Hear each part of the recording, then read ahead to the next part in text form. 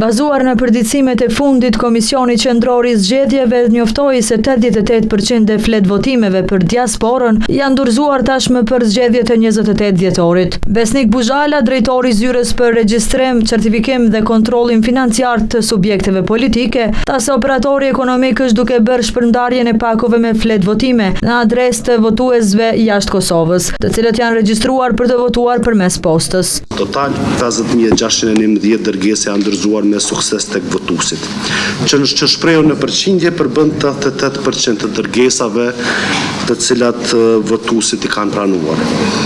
90% e dërgesave janë dorëzuar tek votuesit në Evropë, ndërsa 51% tek votuesit jashtë Evropës. Por ndaj KQZ-s, për siç tha mungesë të informimit se si do të duhej të votohej me post, kritika kishte Alban Krasniqi, i vetëvendosjes.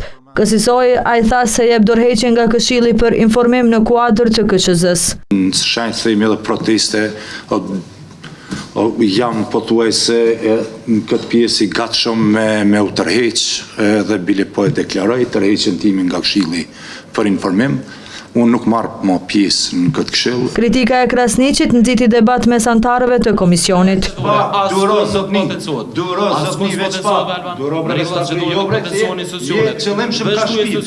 Krasniqi eskaloi duke u kapur me kryetarin e KQZ-s për votimin e të akuzuarve në Hag dhe në disa ambasada ku ka pasur pak të regjistruar.